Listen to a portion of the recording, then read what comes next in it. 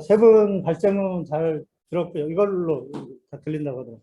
그래서 참 많이 동의되는 것도 많았고요.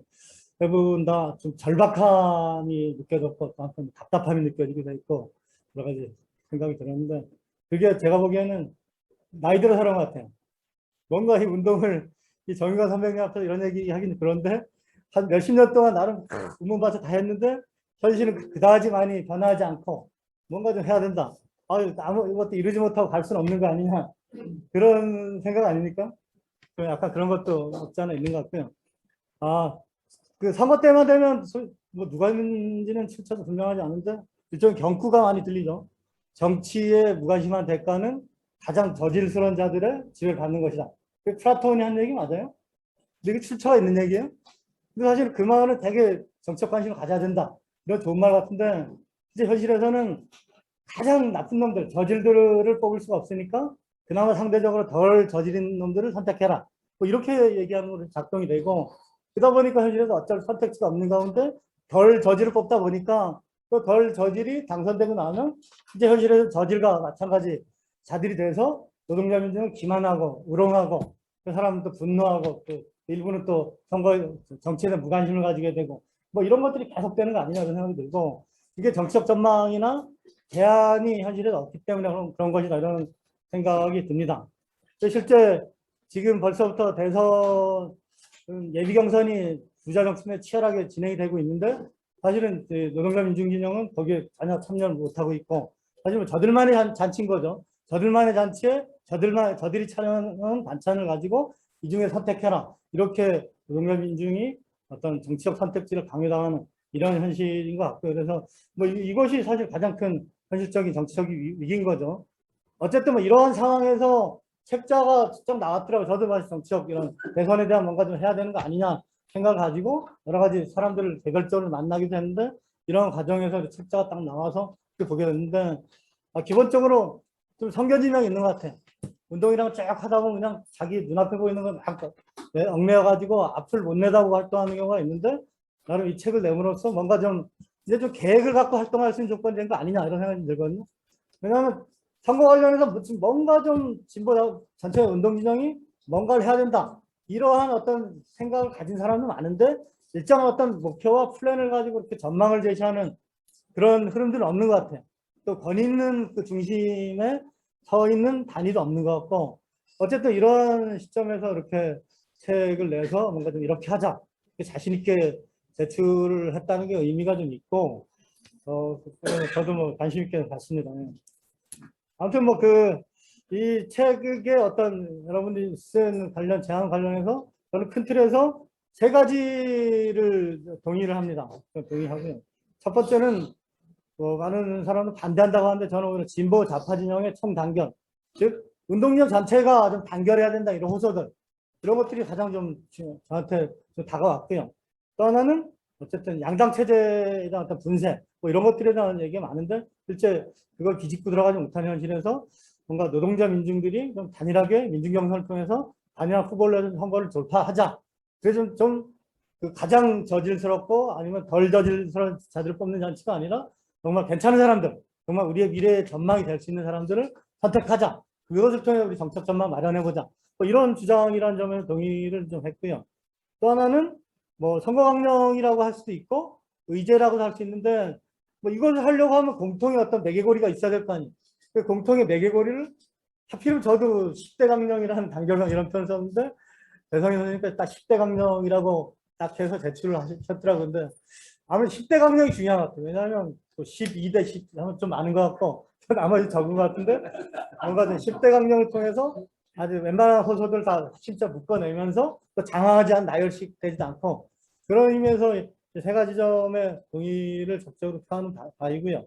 그래서 지난 뭐 대선 노동전선에서 또 이런 국면의 대선 토론회가 열렸는데 사실 기획을 잘했더라고요. 각자 세 분이 제출 토론자를 나섰는데 그분들이 한 분 뭐 고민택 국민 민주 후보로를 발전하셨고 그다음에 사회주의 후보론에 대해서 권역당 백종석 농이 발전했고 그다음에 노동전선의 공식적 입장은 아니고 개인 입장이지만 대중투쟁의론에 대해서 대중투쟁 집중해야 된다. 뭐 이런 입장을 김태균 동지가 제출했었죠. 근데 저는 이 각자 입장이 잘못됐다는 생각은 안 들어요.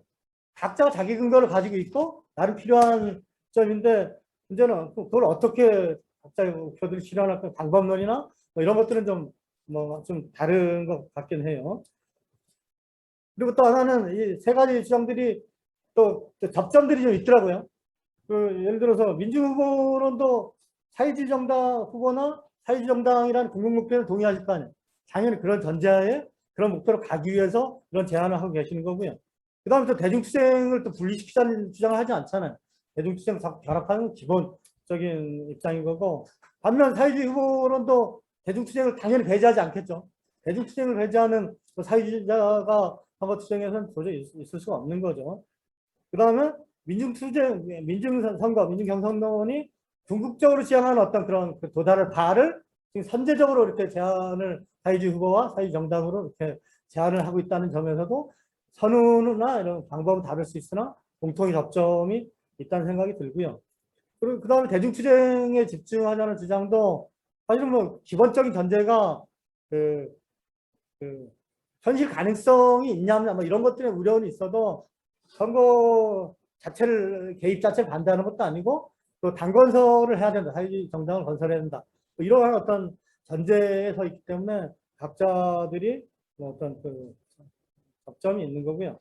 일단 오늘의 어떤 주제는 민중경선론에 대한 어떤 토론 주제이기 때문에 이것에 대해서 말씀을 집중적으로 하기 전에 일단 첫 번째, 두 번째, 세 번째 제안에서 간단하게 말씀드리면 지난 토론에서 나왔는데 근데 사회주의 후보로는 전체운동을 혁신하거나 기존에 있는 어떤 정치 세력들을 재편하거나 통일하려고 하는 그런 흐름보다는 그냥 우리가 사회주의자들이 먼저 나가려고 한다. 이렇게 해서 약간 고립적으로 진행이 되려는 어떤 제안이 아닌가 이런 생각이 들고 그지 않아도 지금 두루지야 양당 체제가 과대한 흐름으로 가면서 언론이 그것만 주목하고 있는데 사회주의 후보로는 차단히 협소하게 진행이 되면서 거의 존재감도 없게 돼버리고 그러면서 오히려 돈만 많이 들고 실제 오히려 패배주의에 빠져버리고 뭐 과거에 뭐 여러 가지 그런 경험들이 없었던 게 아니잖아요. 뭐 그렇게 될 우려가 좀 들고요. 그다음에 또 이 그 제안서를 가만히 보니까 아까 배성희 선생님이 아까 한국 사회 모순을 계급 모순과 민족 모순이라고 말씀하셨어요. 정말 동의하거든요. 여기 보면 주한미군 철수라고 써 있잖아요. 뭔가 믹스하면 좌파 진영이라 생각하는데 주한미군 철수라는 어떤 이게 딱 걸려있고 우연한 건 아니라고 보거든요. 그리고 실제 그 범민련이 하려고 주도하는 이런 흐름에 이제 많은 좌파 진영도 간담회를 통해서 이제 좀 같이 좀 해보자. 그러면 각자의 또 약점들을 극복해보자. 뭔가 단결해보자. 뭐 이러한 흐름들이 없는 게 아니고요. 그래서 그런 관점을 볼 때 뭔가 그 변혁당이 평소에 추진해왔던 보여왔던 그런 사상도 그렇고 그날 제출했던 안도 그렇고 뭔가 한국 사회의 어떤 모순, 신자유주의 모순이나 자본주의 모순에 참목하지만 뭔가 이 자본주의의 모순이 또 하루아침에 형성된 게 아니잖아요. 하나의 특히 현대사의 해방 이후로부터 역사적 모순들 이런 것들이 만들어지면서 지금 여러 가지 뭐 한미 군사훈련이나 사드 문제든 아니면 방위 문제든 뭐 남북 4.27 선언의 문제든 이런 문제들이 등장하고 있는데 이런 것들은 사실 특정 정파의 문제가 아니라는 거예요. 우리 사회 운동의 전체 문제고 노동자 민중이 사활이 걸고 싸워서 쟁취하고 돌파해야 될 문제인 거죠. 근데 그 제안서에는 사실 그런 것들이 좀 안 보이는 거 아니냐 그런 생각이 들고 그렇다면 뭔가 이 사회주의라고 얘기하지만 전체 어떤 민중의 요구보다는 특정한 주제만 다루고 있다 뭐 이런 생각이 좀 들었고요. 그 다음에 또 그 제안서를 보니까 현실 사회주의 운동의 오류와 한계를 극복하는 이런 표현이 있더라고요. 근데 그거는 저는 우연한 표현이 아니고 철학이라 보는데 현실 사회주의는 사실 뭐 특정한 누가 만든 그런 것이 아니라 수십억 인류들이 현실의 어떤 진보적인 실험이었다고 보거든요. 그중에 시행착오도 많이 거치기도 하고 그런 시행착오 속에서도 여러 가지 인류가 가진 어떤 파시즘하고 맞서 싸우고 복지체제의 근간을 가지고 여러 가지 제국주의에 맞서 싸우고 이런 거대한 어떤 성과들이 존재한다는 거예요. 근데 그런 성과들의 측면을 보지 않고 오류와 한계만 얘기한다고 보면 그거는 되게 역사를 되게 청산주의적으로 또 일면적으로 평가하는 거 아니냐 그런 판단을 좀 합니다.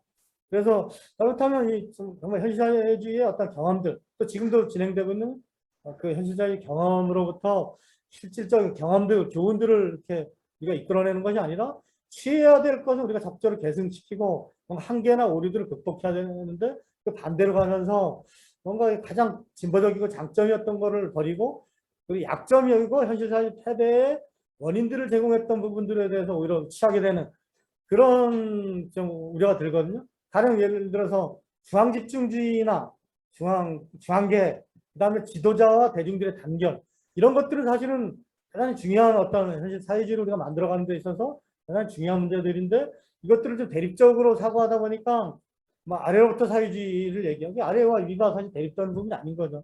참여와 중앙 그 집중 계획이 대립되는 것도 아니고 그러면서 약간 뭐 그 아래로부터 또 분산적 사회주의 그다음에 뭐 참여 자치 막 이런 얘기를 많이 한다는 거예요. 저는 그게 다음 이런 표현 무정부주적인 그런 오류에 빠질 수 있다는 생각이 들고 실제 사실은 현실사회주의 왜 망했냐 보면 유고가 사실 이런 것도 했거든요. 시장사회주의 얘기하면서 자치, 연대, 분권적 계획 뭐 이런 얘기하는데 그것이 사실은 동유럽과 소련 사회주의의 사실 패배의 내적인 제국주의 어떤 모습도 있었지만 그런 원인을 제공했다고 하기 때문에 뭔가 이 현실사회주의에 우리가 사회주의를 대중화한다고 하면 이런 현실사회주의 경험에 대해서 아주 과학적으로 이렇게 평가할 수 있는 그래서 공과를 분명히 따져서 우리의 자양분을 따지는 가질 수 있는 그런 게 좀 필요하다는 생각이 들고요.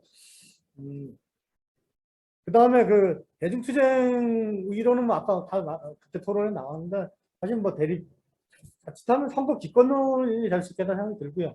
그 다음에 또 대중투쟁이 왜 되지 않느냐에 대한 사실 대중투쟁이 안 되고 있잖아요. 송파를 얘기하지만 사실은 그 운동 내부 그 노조의 상황에 보면 상당히 또 우리가 계획하는 만큼 안 될 가능성은 상당히 높고 물론 그러면 만들어야 되겠지만 그래서 왜 그럼 뭐가 문제냐? 그래서 정책 전망이 좀 부족해서 그렇다는 생각이 좀 들거든요. 사실 촛불 투쟁은 뭐 노동자가 주도성이 얼마나 발휘되는지 모르겠으나 가장 현대 4.19의 가장 큰 대중투쟁이었다고 보거든요. 그럼에도 불구하고 촛불 투쟁의 성과들이 왜 특정 정파한 민주당이라는 세력들한테 정책 성과 귀결이 됐냐? 그럼 그들이 가장 정책을 잘 조직돼 있다는 거예요. 사실 민중들이 보기에도 다른 사람 세력들은 뭔가 대안인처럼 안 보이고 지리멸렬하고 그러다 보니까 저들이 오히려 정책을 독점하게 되고 또 정책으로 그 자신들이 어떤 걸 재생산하려 뭐 이런 게 있기 때문에 그런 측면은 이제는 좀 대중투쟁을 집중을 하되 뭔가 정책 전망을 좀 마련해가는 그런 우리 노력들이 중요한 것 같다는 생각이 들고 그래서 아까 3분할 구도 삼국지를 얘기하는 거 들었어요. 삼국지에서 막 그런 얘기 많이 했잖아요. 3분할 구도 중요한데 이거는 진짜 되게 중요한 흐름인 것 같다. 뭐 중요한 제안인 것 같다 이런 생각을 좀 했고요. 그래서 참 우려가 되는 게 내년 3월까지 만약 지금처럼 우리가 총파업을 중간에 하겠지만 3월 선거란 기간 동안 저들의 잔치가 돼버리고 노동자 민주는 저들의 잔치를 계속 이렇게 반박만 한다고 하면 상당히 좀 우려스러운 상황이 만들어진다는 생각이 들고 최근에 뭐 민주노총 내에서도 뭔가 민주당을 지지하는 흐름들이 쭉 생기고 있는데 그들은 그다음에 심지어는 민주노총 지도위원을 했다는 자들이 또 무책임하게 저들을 가고 있다는 거예요. 근데 뭐 껍데기를 갈아서 할 수 있다는 거예요. 그렇게 하면 되는데 사실은 상당히 많은 조합원들이 사실 선진대중인 거죠. 그들이 사실 선택지가 없으면 특정 후보를 지지하면서 사실은 또 다른 그 5년 전에 4년 전에 이런 그 상황으로 흘러가면서 또 다른 이런 상황이 될 수 같다. 뭐 이런 상당히 좀 우려가 많이 들고 이런 우려는 사실 뭐 하나의 그냥 우려가 아니라 되게 현실화될 수 우리가 그러니까 주장하는 바가 현실화되지 않으면 오히려 그런 부분 우려들이 현실화될 수 있다. 뭐 이런 생각을 좀 하고요. 그리고 이제 마지막으로 연대연합 민주경선 단일 후보 제안의 문제점. 사실 뭐 문제점이라기보다는 같이 머리를 맞대서 뭔가 뭐 어떻게 해야지 실제 이런 문제가 현실화될 수 있겠냐. 극복점에 대한 얘기라고 들어주셨으면 좋을 것 같아요. 근데 사실은 뭐 이게 아까 5개 정당이라고 얘기했는데 저는 이게 기존 정당들이 안 움직이면 또 안 되잖아요. 근데 문제는 우리 이것들을 실행해갈 주체들이 많이 부족한 상황이라는 거예요. 그러다 보니까 저들이 뭔가 기존 정당들이 기존 진보 정당들이 움직이지 않으면 사실 안 돼버리는 수도 있는 그런 상황에서 어떻게 그 주체들 형성해 나가면서 안팎으로 압력을 가해서 이것들을 현실화시켜낼 것이냐. 민주노총 기층 활동가들 중심으로 할 수도 있는데 또 간부들도 또 기존 정당들과 또 직간접 연결돼 있기 때문에 그런 부분들을 좀 돌파 필요가 좀 있는 거 아니냐 뭐 이런 생각이 들고요. 그 다음에 아까 뭐 발제자도 그렇게 말씀하셨는데 기존 그 진보 정당들의 자칫하면 양적 연합, 양적 통합 뭐 이런 것이 될 수 있다는 생각이 들고 더불어민주당을 뭐 극복할 수 있다고 하는데 사실 그런 한계의 지점들이 분명했잖아요.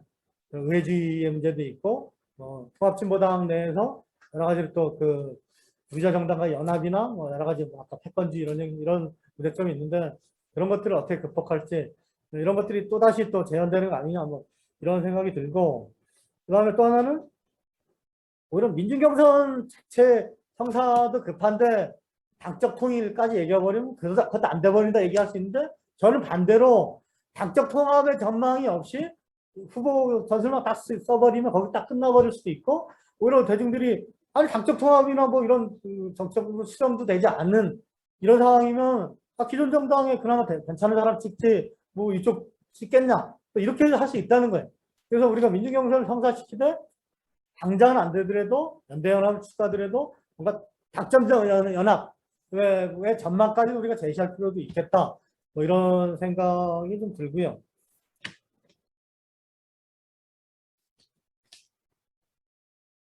그렇다면 우리가 예전에 뭐 민주노총 한상기 집행부에서 여러 가지 시도들이 있었는데 분열된 진보정당을 재통합해보자 뭐 이런 그런들이 있었는데 저는 이게 실현이 되지 않는 게 최소한 합의될 수 있는 어떤 강력적 통일이 없어서 그렇다는 거예요. 그냥 기존의 민주노동당도 그렇고 진보정당, 지금 통합진보당도 그렇고 이 강령이 현실의 운동을 통일시켜나가고 실제 어떤 강령으로서 힘이 있냐 이런 질문 던져볼 때 별로 그럴 만한 어떤 무기의 어떤 강령이 단결하고 운동을 단결시켜내고 이제 자본주의 사회 실제 어떤 모순을 해결해 나가는 어떤 무기로서의 어떤 강령이라 보기보다는 그냥 뭐 짜집기 하나만한 강령인 것 같아요. 협동조합령은 막 제출해버리고 뭐 사회적 기업과 다를 바 없는 이런 얘기하고 이게 과연 현실의 운동을 분열된 운동을 단결시키고 어떻게 돌파하냐 이런 데서 별로 힘 있는 강령이 아닌 것 같다. 뭐 이런 생각이 들고요. 그래서 뭔가 좀 지금 진행이 하려는 아까 10대 과제를 말씀하셨는데 저는 뭐 일단 간으로서 3대 전략적 과제랑 10대 어떤 단결 강령이 필요하다. 이런 말씀 드리고 싶은데 3대 전략적 과제는 아직 뭐 거대한 어떤 최대 강령 수준이 돼서 안 된다고 보거든요. 그런 목표는 우리 가슴속에 정확하게 가지고 있고 그런 운동을 향해 가되 일단은 실제 전략적 목표라고 하면 저는 반제는 걸어야 된다. 반제가 뭐 높은 수준보다는 어떤 반미 반제. 미국이 가지고 있는 여러 가지 형태에 대한 어떤 분노를 가진 수준의 여러 가지 한미일 동맹이 전쟁 이런 거에 분노하는 이 정도 수준의 반미 반제 이 정도에 대한 동의 지점은 진보정당의 진보 세력들의 통합이 단결이고 통합이기 때문에 필요한 거 아니냐 생각이 들고 또 하나는 반자본이 필요하다. 근데 이게 뭐 반자본이 당장 사회주의나 PT 독재에 동의하다 이런 것이 아니고 뭔가 자본주의 불평등하다. 문제는 많다. 뭔가 불만이다. 뭐 청년 실업 문제, 정리해 문제든 아니면 뭐 여러 가지 어떤 정치 문제든 이런 것들에서 뭔가 지금 현실을 돌파하려고 하는 뭐 이런 수준의 어떤 반자본 뭐 이 정도는 있어야 되는 거 아니냐. 그다음 또 하나는 자주적인 평화통일. 이게 뭐 특정 정파의 문제가 아니잖아요. 분단 문제라는 건 되게 역사적 모순이고 그런 거기 때문에 뭔가 외세, 이 제국주의를 물리치고 우리끼리 한번 해보자는 거예요. 그 다음에 미군철수 문제도 여기 다 요구에 들어갈 수밖에 없는 상황이고 예를 들어 이러한 뭐 바뀔 수는 있지만 이런 전략적인 과제 속에서 뭔가 좀 10대 강령이 필요한데 아까 배성희 선생님 10대 요구를 좀 더 세밀하고 전략적으로 만들 필요가 있다는 생각이 드는 게 노동자 요구는 기본적으로 들어가야 될 거고 그 다음에 아까 농민들의 요구도 기본 들어가야 되는데 저는 뭐 구체적으로 농민 문제에서 깊게 고민을 안 해봤습니다만 뭔가 좀 농민들의 어떤 집단 격리 뭔가 개인들의 부채 문제 탕감해야 되지만 뭔가 이 뭐 FTA나 이런 거 농민들이 뭔가 집단 격리로 전환할 수 있는 당장 사회주의로 전환은 아니지만 집단 격리 속에서 뭔가 농민들이 공동체적인 뭐 이런 실험들도 필요하다는 생각이 들고 또 하나 뭐 코로나 국면하고 연결되는데 뭔가 소상공인들의 문제를 가지고 노동자 계급이 싸우지 않으면 절대 최저임금 투쟁이나 이런 데서 이길 수 없다고 보거든요. 그래서 계급동맹의 요구들이 필요하고 이 계급동맹 요구는 뭐 일반적인 수준이 아니라 뭔가 이 코로나 국면하고 맞아떨어지는 그래서 소상공인들 다 파산하고 있잖아요. 여기 영등포에서 쫙 걸어다 보면 망한 소상공인들 많잖아요. 근데 그 사람들이 뭔가 이 노동자 계급이 뭔가 그들의 요구를 걸고 싸우지 않으면 최저임금 추정할 때 항상 재벌편을 들어버린다는 거예요. 그래서 그들한테 그 월세 탕감, 그냥 일정 정도 이상 어떤 건물주에 대해서 탕감해야 되는 거죠. 왜냐하면 건물주들은 코로나 때도 잘 살아요. 코로나 국면에서 오히려 팬데믹 국면에서 너희들은 월세 당분간 안 받거나 탕감해도 굶어 죽지 않지 않냐. 그러니까 오히려 이런 것들을 분명히 걸고, 그 다음에 부채 문제들, 민중들의 부채 문제를 은행이 실제 신용사회라고 얘기하지만 강도 아니에요, 강도. 은행의 신용을 탕감하는 뭐 그런 요구들, 그다음에 뭐 여성의 요구 이런 걸 기본 중요하게 걸어야 될 거고, 청년의 요구들 뭐 이런 것들. 그래서 뭔가 좀 이런 운동 진영이 뭔가 아주 최대 강령적인 합의는 아니지만 아주 당면 절박한 요구를 합의해서, 그다음에 또 하나 빠뜨린 게 중요한 게 그 민족 문제에 있어서 뭐 이북에 대한 어떤 뭐 이북이라는 사회 성격을 지지하냐마나 이렇게 하면 끝이 없잖아요. 근데 예를 들어 4.27 평양선언, 4.27 판문점선언, 그다음에 9.19 평양선언, 공동선언 이런 것들은 뭔가 평화적으로 통일하고 남북이 화해하고 전쟁을 막고 뭔가 또 외세를 척결하는 뭐 이러한 요구고, 민중들 상당수가 이걸 지지할 수 한다는 거예요.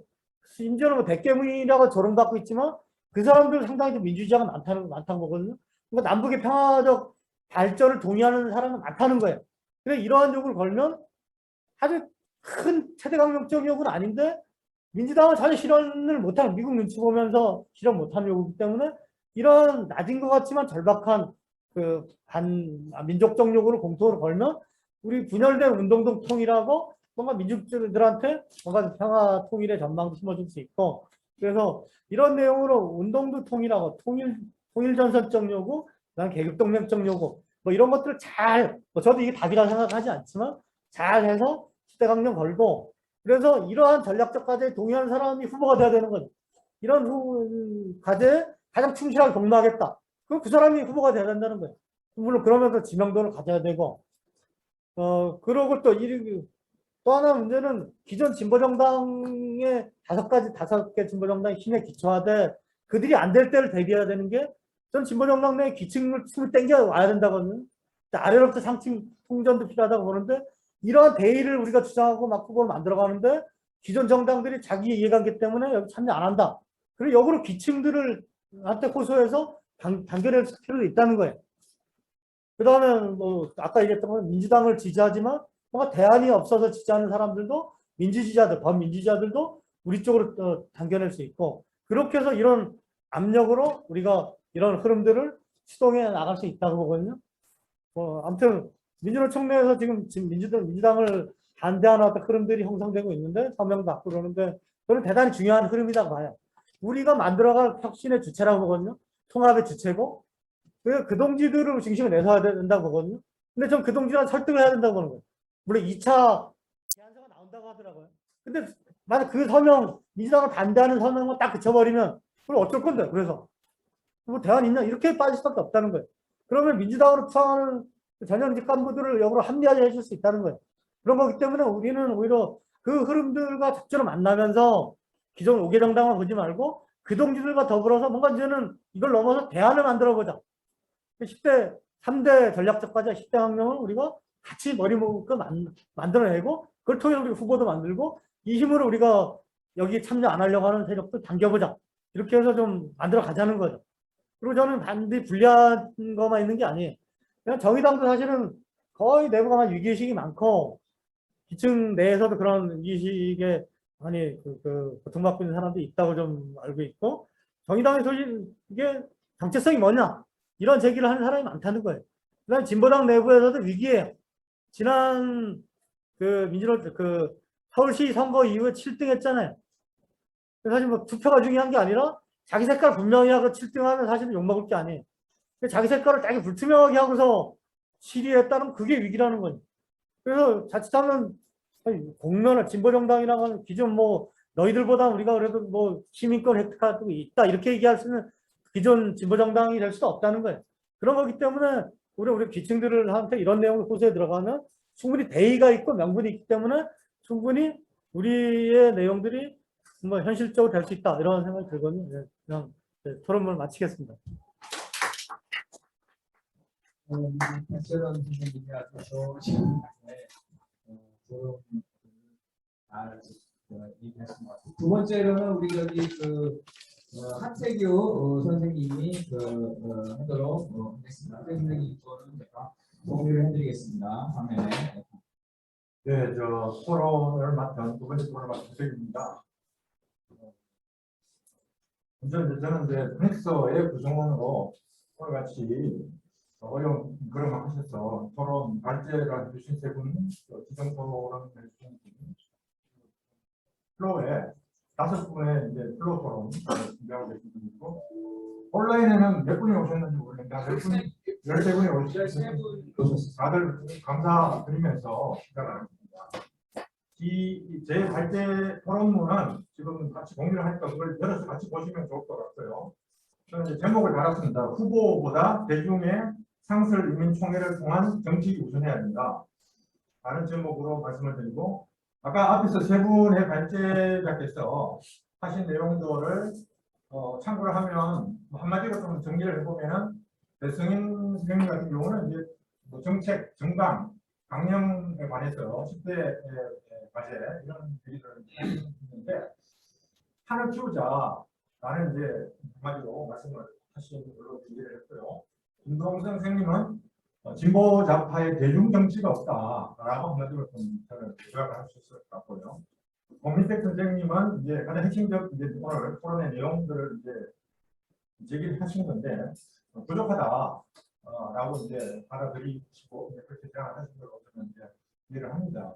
그래서 이제 세 분의 발제 내용이 전체적으로 이제 다 저는 공감을 하면서 따라서 이제 오늘 이제 제가 토론하는 게 어떤 기본적으로 공감을 한다는 전제에서 하고 있다는 걸 말씀드리고 싶고요. 다만 이제 오늘 책에서 김정민 사회자님 포함해서 네 분의 이제 공동 저작 책에서 2022년 대통령 선거와 진보 좌파 정치라는 최근에 발간된 책에서 얘기하고 있는 제안에 대해서는 제가 나름대로 좀 비판적 견해를 밝히고 제 나름의 대안을 좀 추가하는 내용으로 이제 구성을 하겠습니다.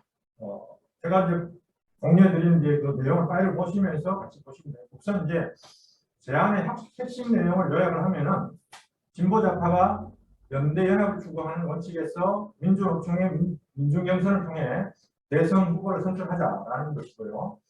여기 이제 진보는 정의당과 진보당, 좌파는 노동당과 면역당, 사회주의 지향 정당을 의미합니다.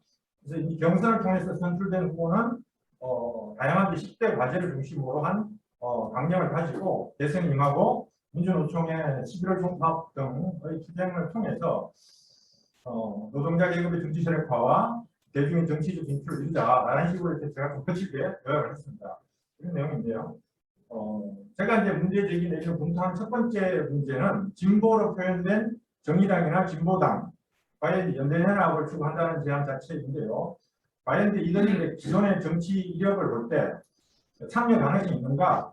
현실적으로는 거의 불가능하지 않겠는가라는 게 제 생각이고, 왜냐하면 정의당은 이미 이제 좌파 진영과 연대연합을 추구하는 지향을 포기를 했다라고 볼 수 있을 것 같고요. 민주당도 민주당과의 연대연합, 연합 정치에 그동안 매몰되어 왔기 때문에 사실은 이제 이런 이제 진보 진영, 이런 진보 진영의 정치 현실은 하루아침에 이제 만들어진 것이 아니라 지난 30년간의 제도 정치 과정에서 굳어진 것이다. 따라서 이 두 정당과의 연대연합은 기존의 이제 지향을 가지고 있는 조직 상층부와는 불가능할 것이다. 그래서 차라리 이들이 대변하는 세력 중에서 좌파 정치에 동의할 수 있는 일부 세력에게, 일부 구성원들에게 초점을 두어야 한다. 따라서 그러기 위해서는 민중영성 같은 상층 연대연합 방식이 아니라 다른 아래부터의 연대연합의 방식이 필요하다는 게 첫 번째 관점이고요. 두 번째는 이제 좌파 정치 세력에 대한 방침인데요. 먼저 저는 이제 좌파라는 표현보다는 사회주의라는 표현이 더 적합할 것이다라고 말씀을 드리고 싶습니다. 미국 민주당도 사회주의 후보가 대선에서 당내 경선에서 유력한 고지를 얻었던 적이 있고요. 서구나 글로벌 수준에서는 지난 100년 이상 사회주의 정당이 표방하고 제도화하고 뭐 집권도 하는 역사들이 쭉 있어 왔습니다. 한국에서만 유일하게 21세기가 지금 한참 누르고 있는 이 와중에도 여전히 이제 사회주의라는 표현을 쓸 수 없다면 우리가 언제 사회주의라고 얘기할 거냐라는 것이고요. 그래서 개인적으로도 지금 이 오늘 발제하신 이제 세 분 토론하는 한 분 저 포함해서 이 자리에 계신 분들도 마찬가지입니다. 대부분 앞으로 생애 동안 한 두세 차례 정도 대선을 남겨놓고 있습니다. 활동적으로 할 수 있는 언제 사회주의를 얘기하고 언제 사회주의를 실현하겠다. 굉장히 심각하게 생각합니다. 그래서 좌파는 사회주의로 진보는 사회주의로 명칭을 바꿔서 얘기를 하자고. 이제 제가 이렇게 얘기하는 것은 좌파를 사회주의로 대체할 때 그 앞으로 시행하는 강령의 내용, 그다음에 노동자 정치 세력화 영입이나 그다음에 이제 연대, 삼인주의와 연대의 내용과 한계, 그리고 사회주의 세력에 나아갈까 이런 것들이 좀 더 명확해진다는 거죠. 물론 사회주의라는 개념도 다양한 내용을 가지고 있습니다. 그렇지만 이제 좌파보다는 개념에 대해서 토론하고 합의할 수 있는 가능성이 크다. 우선 이제 자본주의를 넘어선다는 점, 이게 이제 사회주의 지향이다라고 이제 얘기를 하고 이 문제 다시 좀 얘기를 합니다. 세 번째는 민중경선 방침입니다. 이 대의에는 충분히 동의를 할 수 있지만 현실의 역관계를 통해서 볼 때는 누구도 실제로 선택을 수용하기 어려울 것 같다. 정의당은 대중적인 인지도가 높은 후보를 보유하고 있을지라도 민주노총에 대한 어떤 영향력에 타산을 하면서 유불리를 저울리를 할 것이고, 나아가서 의회주의, 제도 정치에 고착된 상태에서 민중경선을 통해 대선 후보를 정하는 방식 자체를 꺼려야 할 것이다. 그다음에 진보당은 인지도가 높은 후보가 없는 상태에서 불리하게 받아들일 것이다. 노동당과 변혁당도 마찬가지로 자기 후보가 된다는 보장이 없기 때문에 선뜻 받아들이기가 쉽지 않고, 자당 후보가 아니라 자당의 강령을 제대로 내세울 수 있다면 또한 양보를 할 수 있을 것이지만, 사실은 사회주의적 후보가 아니라 사회주의 정책을 강령을 선거에서 내거는 것 자체는 오히려 더 어렵다, 현실적으로. 따라서 진보 좌파, 즉 삼인주의, 사회주의 세력을 아우르는 정치 세력화에 대해 동의함에도 각 당은 이렇게 현실적 타산 때문에 민중경선을 받아들일 수 없는 조건에 처해 있을 수 있다. 물론 뭐 가능성이 전혀 없다고는 말씀할 수 없겠지만 저는 뭐 그렇게 볼 수 있다는 얘기고요. 근데 저는 이제 사실은 이보다 더 근본적인 문제는 후보를 중심에 두고 대선에 임하는 방식 자체다. 사회주의, 삼인주의 후보는 아무리 인지도가 있어도 지난 대선들에서 우리가 김장인 선생님 책에서 전개한 바에 나와 있지만 0.1%에서 3% 수준의 득표에 머물렀다. 그리고 이제 이걸 5%, 10%, 20% 등등으로 늘려가면서 만들어가자. 이게 이제 지금 우리의 이제 얘기인데, 얼마나 길고 험난하고 멀고 할지는 잘 모르는 일입니다. 설령 50%를 도달해서 집권을 한다고 하더라도 이 연대연합의 한계라는 게 또 분명하다. 이게 이제 글로벌 사회를 잘 아시다시피 그리스 시리즈나 포르투갈 포데모스나 브라질 노동자당의 한계가 분명한데요. 이들이 이제 사회주의 지향의 당으로 출발했지만 집권 과정에서는 의회주의나 삼인주의 전환해야만 가능했다라는 역사적 사례라는 거죠. 따라서 이제 사회주의 사회를 변혁하자라는 의도와 목적 대신에 집권은 했지만은 변혁에는 실패했다라는 기록만 남겨놓고 있습니다. 민중경선이 지향하는 후보 전술의 함의는 이런 전철의 반복이다. 저는 감히 이렇게 말씀을 드릴 수가 있겠고요. 따라서 민중경선 같은 후보 전술보다 더 근본적인 대선 방식이 필요하다. 그래서 이제 제가 나름대로 제안을 말씀을 드리겠습니다. 우선 민중 후보 전술의 한계를 좀 명확히 해야 된다. 후보는 당선을 위해서 출마하지만 당선된다고 해서 자신의 정책을 실현할 수는 없다. 왜냐하면 정책의 실현은 사회적 역관계가 실현할 여지가 있어야 되고, 정치적 역관계가 예를 들어 대통령이나 의회의 지지를 받아야 되고, 또 사법부, 경찰, 언론, 군부 등의 지지를 이끌어내야 된다는 거죠. 우리 현실에서 잘 느끼고 있는 부분입니다. 따라서 대통령이 하나 나오고 국회의원이 또 몇 명이 당선이 아니라 더 큰 정치 세력화나 정치적 진출이 전제되고 동행하지 않으면 집권하거나 몇 명 다수의 국회의원을 내더라도 원하는 정책을 실현할 수는 없다. 한계가 있을 수밖에 없다. 그러니까 출발점과 다르게 시리자나 포데모스나 노동자당이 3인주의로 전락하면서 이런 배경이 있는 거죠. 그러므로 후보보다 사회적 격관계, 정치적 격관계를 바꾸는 작업과 과정을 우선해야 하고 적극 병행해야 한다. 저는 이제 이 핵심을 노동자, 민중, 대중, 시민이 변화하는 것이다. 후보 전술의 목표도 집권 자체가 아니라 이 인민의 변화를 이끌고 촉진하는 것 자체여야 한다. 근데 그 구체적 방법은 후보의 인물이나 인격이 아니라 후보가 대변하는 정책이 대중의 눈앞에 놓여져야 된다. 지난적 사회에서 우리가 김소연, 김순자, 국민, 권영길, 김영주, 백기환 등의 후보의 이름은 기억을 하지만 이들이 제기했던 정책, 방향은 기억을 못하고 있습니다. 대부분에서는 저를 포함해서. 일부 뭐 기본소득이 뭐 많은 최저임금 이런 것들은 이제 이슈가 된 적이 있지만, 그래서 강조하던데 대중이 정책을 기억할 수 있게 후보 전술의 목표가 바뀌어야 된다. 왜냐하면 우리 후보는 당분간 패배는 예정되는 것이고, 그럼에도 후보가 나서는 이유는 이름이나 인격을 알리는 것이 아니라 대변하는 정책을, 사민주의, 사회주의 대의를 알리는 것이기 때문입니다. 그렇다면 대중이 후보가 아니라 정책에 주목하고 기억하기 위해서는 어떤 방법이 필요할까? 저는 그것은 후보가 선출되고 입후보하는 이벤트가 역으로 정책을 선포하고 알리는 과정으로 전복이 돼야 된다.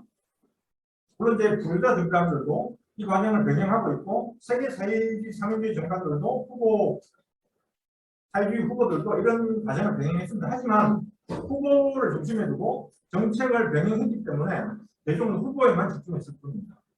이러한 경로, 이러한 구조적인 패턴을 전복하지 않으면 우리도 똑같은 전철을 밟을 수밖에 없다. 그러니까 이 전복적 방법은 노동자, 민중, 대중, 시민의 상철 총회를 통해서 강령과 정책을 결정하는 과정을 이벤트로 하고, 그 최종 비결이 정책을 실현할 후보로서 나서는 방법으로 실현될 것이다. 그러니까 인민의 상설총회라는 매주 개최하는 온오프라인의 대면, 비대면의 총회를 통해서 정책 하나하나에 대해서 토론하고 결정하는 민주주의 주권적 기구입니다. 우리 이제 책에서 얘기하는 그 제안의 10대 과제와 그에 따른 강령적 정책들은 이 상설총회에 참가한 인민들의 충분한 검토를 통해서 자신들의 것으로 변화할 때 많이 진정한 강력 정책이 될 수 있다.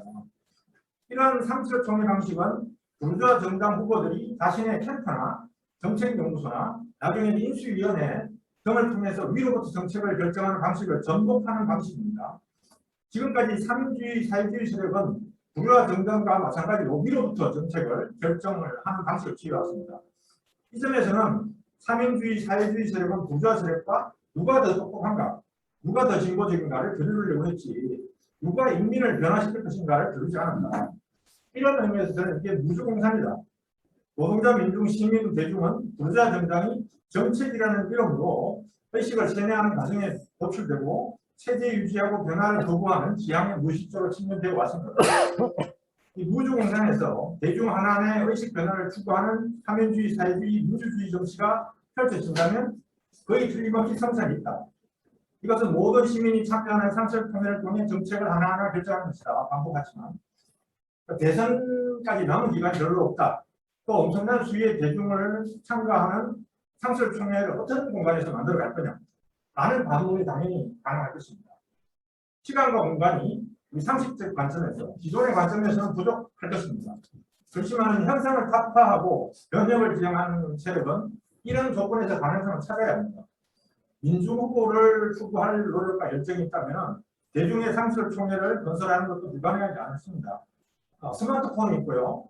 그다음에 비대면 회의, 인터넷, 유튜브 등 각종 디지털 정보통신 기술을 토대로 사회적 소셜미디어의 깊고 넓은 바탕을 활용하면서 방송국이나 종합운동장이나 시청광장 같은 오프라인 공간을 연결해서 전국의 주요 도시에서 동시에 혹은 시차를 두고 노동자, 시민, 인민의 상설총회를 개최하는 것은 기술적, 물질적으로 충분히 가능하다. 상설총회를 위해서는 총회 개최를 준비하고 진행하는 평의회라는 단위가 필요합니다. 이들은 상설총회에 동의하는 모든 인민에서 뭐 성, 나이, 지역, 직업, 취향, 학력, 소수자, 종교, 민족, 인종 등등의 조건에서 인구 비리에 의한 추첨을 통해서 공평하게 배분되어 선발되는 평범한 시민들로 구성됩니다. 이들은 상설총회 개최를 위해서 준비와 개최를 책임지는데요. 정책 안건도 이들이 사전에 연구하여 총회에서 상정하고 토론하여 결론이 나면 정책으로 결정이 됩니다. 평의회는 정책 분야별로 국회 상임위원회 같이 역할 분담을 할 수 있고 또 이들을 조정하는 종합하는 총무위원회도 있고 또 평의회 운영에 필요한 재무 자금 조달하는 재무위원회도 있을 수 있고 또 정책을 홍보하는 대선 국민을 홍보하는 홍보위원회도 있고 그리고 가장 중요한 후보위원회도 정도 구성하게 됩니다. 후보도 마찬가지로 각계각층에서 인구 비례로 추첨하는 후보위원회에 소속됩니다. 후보는 현행법상 하나로 정해져야 되지만 후보위원회가 후보의 역할과 나아가서 당선될 경우 현직의 대통령 역할을 같이 한다는 점을 대중에 알리는 것이 핵심적이고 전복적 제안입니다. 하나의 평범한 시민 후보가 유권자에게 믿음을 줄 수는 없습니다. 어렵습니다. 후보위원회로 구성된 전국에서 각계각층을 대변해 추천된 인민들의 위원회는 대통령 기권 회의를 통해서 이들의 지혜를 모아서 민의를 충실하게 반영하는 직무 수행을 할 것이라는 믿음을 줄 수 있습니다. 더 근본적으로 이 위원회는 이 평의회는 후보위원회는 모든 일을 자의적으로 결정하는 것이 아니라 전국 인민의 상설총회를 통해서 사전에 결정한 정책들과 향후에 새롭게 발생할 정책 사항에 대한 결정들을 충실히 반영할 것이라는 믿음을 줄 수 있습니다. 또한 당선되고 취임한 대통령과 그가 임명하는 각종 장관과 각종 산하단체장과 각종 실국장 등 수천 수만 개의 조직에도 마찬가지로 인민에서 인구 비례로 각종 조건에서 공평하게 추천된 선임된 위원회가 업무를 보좌하고 그중 한 명이 임기를 맡으며 법으로 임기를 전체적으로 책임지는 경우가 아니라 1년 단위로 내부적 규칙에 의해서 돌아가면서 하는 방식으로 임기를 수행하는 것이 가능합니다. 물론 이런 전국적 시도가 처음에는 믿음을 줄 수가 없습니다. 당연합니다. 처음에는 다만 기존과 다른 시도, 새로운 시도, 새로운 가능성을 제시하는 시도로 보이면 충분합니다. 그래서 이번 대선뿐만 아니라 향후의 지방선거, 총선, 다음 대선 등을 계속해서 일관하여 상설총회가 결정한 정책, 물론 상설총회는 지방 단위로 또 지방 단위로, 도 단위면 도 단위로, 군 단위, 또 뭐 구단위 이렇게 이제 만들어지는 거겠죠. 그러니까 그러한 일관된 계속하여 이제 상설총회가 결정한 정책을 충실히 집행하는 후보위원회가 제시되고 결과적으로 이제 조그만 시군구에서 시도에서 그래서 의회에서 단체장이든 성공하는 사례를 만들면서 믿음을 전파할 수가 있습니다. 그리고 확산할 수가 있습니다. 이런 관점에서 이번 대선은 후보 전투를 통해 부르와 정당과 같은 방식으로 싸우는 것이 아니라 차별적으로 정반대로 틈새 전략에서 시작하여 권류 오션을 확보하는 방식으로 전국적으로 정치 투쟁을 조직하는 출발점이 될 것이다. 호랑이 잡으러 호랑이 부르에 들어간다는 말을 많이 합니다. 부르자 정치, 부르자 국가를 전복하기 위해서는 의회와 제도 정치에 들어가야 됩니다. 단 호랑이 굴에서 호랑이와 같이 호랑이처럼 이빨과 네 발로 싸워서는 승리할 수 없습니다. 인간이 호랑이와 싸워서 이기는 길은 강기 필마의 맨손이 아니라 집단으로 역할을 분담해서 횃불도 들고 꽹과리도 치고 동물도 치고 펼치고 구덩이도 파고 일부는 유인도 하고 일부는 놀이하는 등등의 역할을 유기적으로 구성하는 인간 집단만이 되는 길뿐입니다.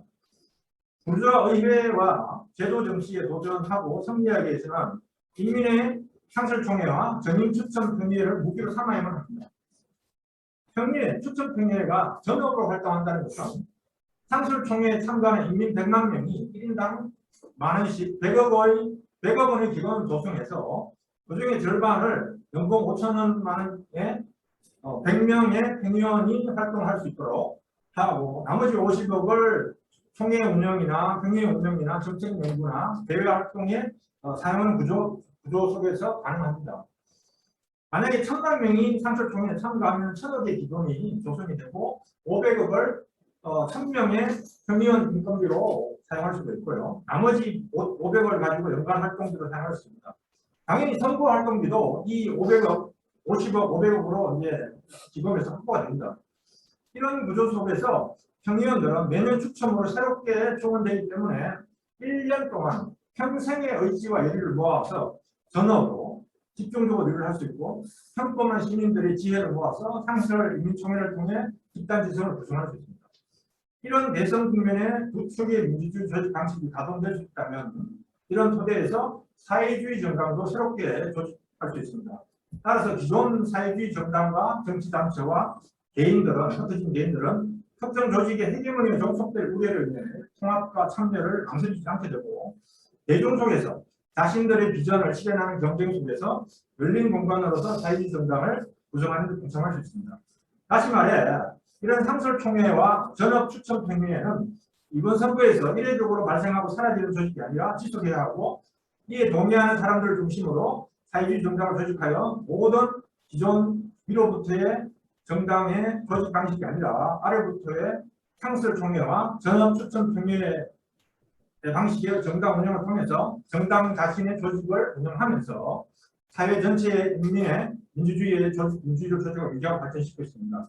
이런 토대에서 향후 모든 대통령, 지자체, 국회 선거뿐만 아니라 노동조합, 학교, 직장, 교회, 절, 동호회, 동창회, 지역 공동체, 가정 등등의 경제적 사회적 조직에서도 상설총회와 전임 추첨평의회 방식의 민주주의를 조직하여 노동자, 시민, 조직 운영은 인민이 민주적으로 모든 정책을 모모로 조직하고 실현하면서 그렇게 노력하면서 스스로 변화하면서 변화시킬 수가 있거든요. 이렇게 될 때 사회적 벽관계와 정치적 벽관계도 변화시키면서 사회주의 세력은 집권뿐만 아니라 사회와 정치를 변혁, 혁명을 성취할 수 있습니다.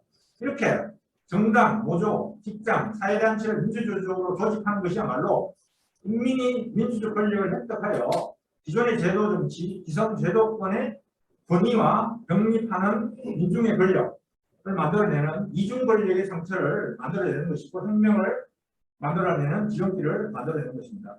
이렇게 혁명적 전망 속에서 한 명 한 명의 인민을 획득하고 설득하고 사회주의자로 발전시키는 목적 속에서 민주주의 상설총회와 전업추첨평의를 조직하는 길에서 모든 사회주의자를 자임하는 사람들은 나서야 합니다.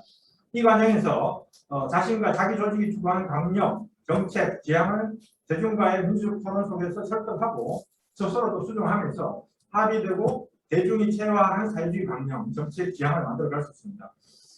앞서 사회주의 개념에서 전제했듯이 사회주의는 따로 선언적으로 주어진 것이 아니라 자본주의를 넘어서기를 추구하는 대중이 스스로 이해하고 지향하는 것이 곧 사회주의다 라는 관점에서 계속 만들어가고 가다듬어가고 발전시켜가는 과정에서 만들어집니다.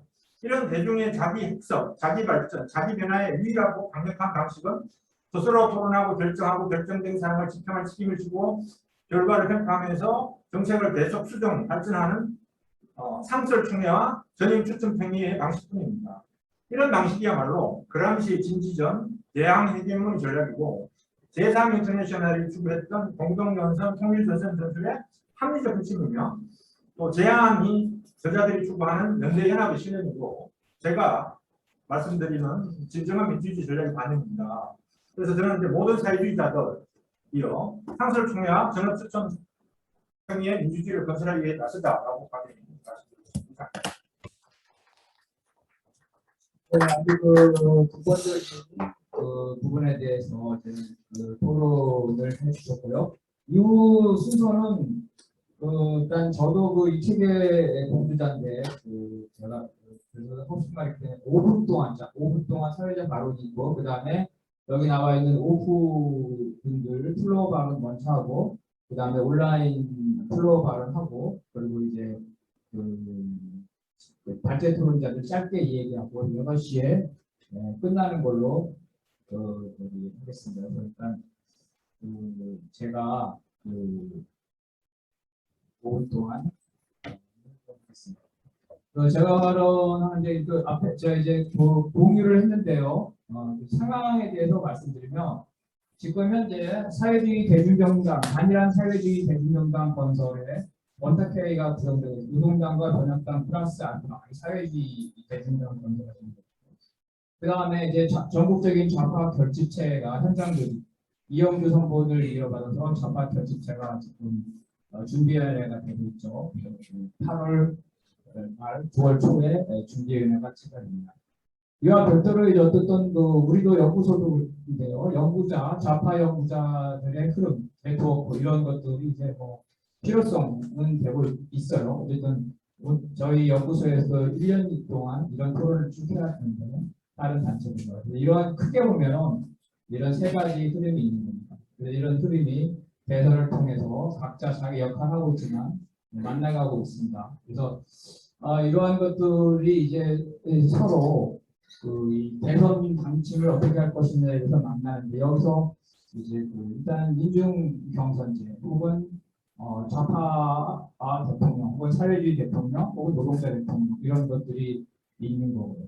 여기서 만약에 이러한 당들이 사회주의 대통령이라는 걸로 좁게 가면은 이런 큰 그림이 되기가 이렇게 쉽지 않겠지만 노동자 대통령이라고 해서 이거를 완화시킬 경우에는 이 커다란 그림이 이제 만날 수 있는 가능성이 많은 거죠. 그래서 이러한 것들이 있고 이 바깥에는 뭐냐면은 좌파가 아닌 그 민주경선제를 하지 않은 좌파 일부와 중간파 흐름이 있습니다. 그래서 이런 것들이 저희 그 사회주의 정당 건설은 당 건설은 사회주의 정당을 하지만 대선 후보는 그 노동자 대통령으로 완화시켰을 때 이러한 것들이 하나의 흐름으로 만날 수가 있다는 겁니다.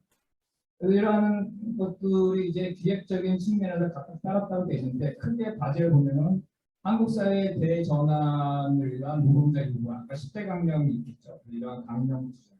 그래서 당사자 투쟁도 있을 거고, 그다음에 노동자들이 이걸 요구하는 대중 집회도 있겠죠. 한편으로는 아무래도 그 사람이 중요하죠, 후보가. 그래서 노동자 대통령 후보 추대 운동. 제가 생각할 때는 첫 번째 성명이 민주당에 경계하는 성명이었고 두 번째 성명이 조만간 그 민주경선제를 하자는 성명서가 회람될 겁니다. 세 번째 운동이 제가 추측하건데 노동자 대통령 후보 추대 운동, 노동자 대통령 추대 서명 운동이 될 가능성이 있습니다. 그래서 여기에서 그 노동당이나 권력당은 이 노동자 대통령을 만들어가는 과정에서 예를 들어서 추대 운동이 1만 명을 한다면 그 중에 상당수의 어떤 그 도양된 분들은 일부는 자발적으로 사회주의 대중정당 건설에 참여할 수 있을 것이다.